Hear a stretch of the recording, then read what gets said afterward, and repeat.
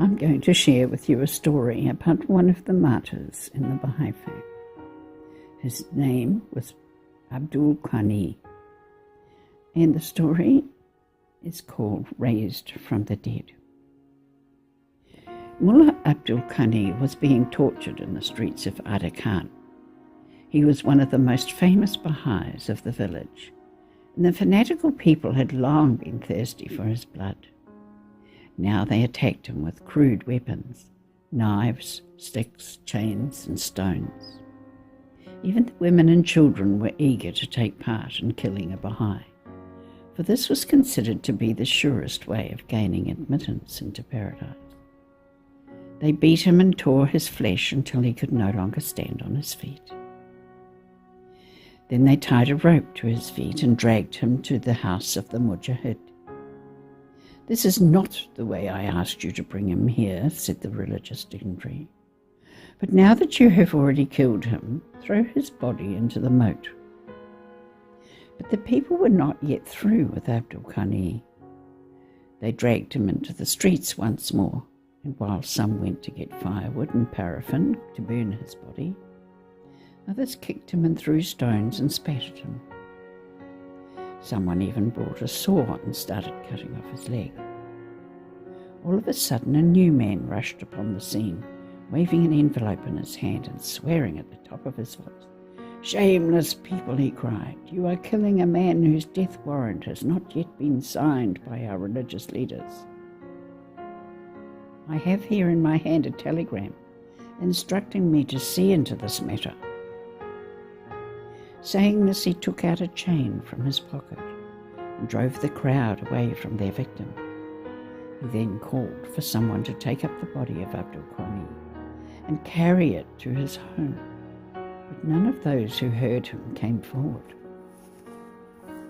The ruthless crowd was getting ready to pounce on his prey once more when a man who happened to pass that way recognized Abdul Qani and immediately offered to carry him on his shoulders.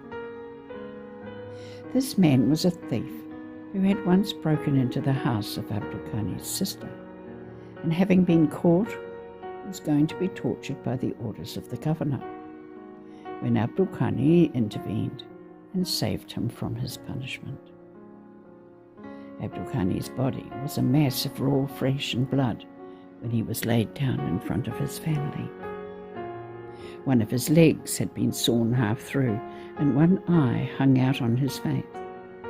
Yet he was still breathing, and his wife rushed out to find a doctor.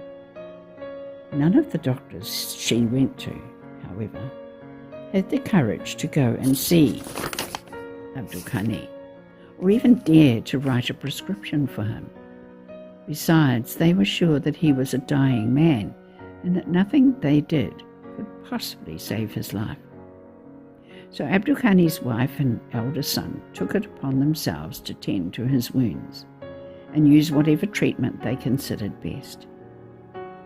Their untiring efforts were rewarded, and Abdul Qani lived, though it was a long time before they could even change the blood-stained and shredded clothes which he had on.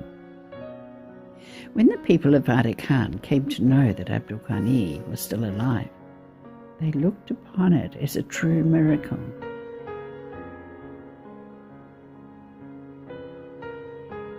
They said that God had raised him up to life again after they had seen him die, and these same people who had almost killed him now came to beg for a piece of his blood-stained clothes so that they could keep it as a sacred relic.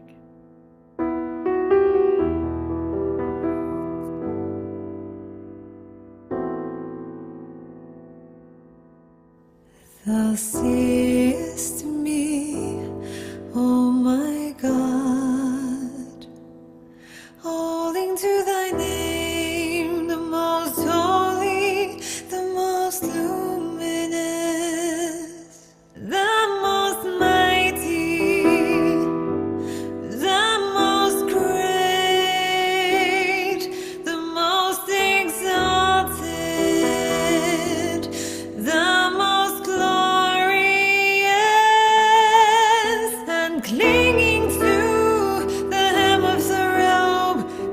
chap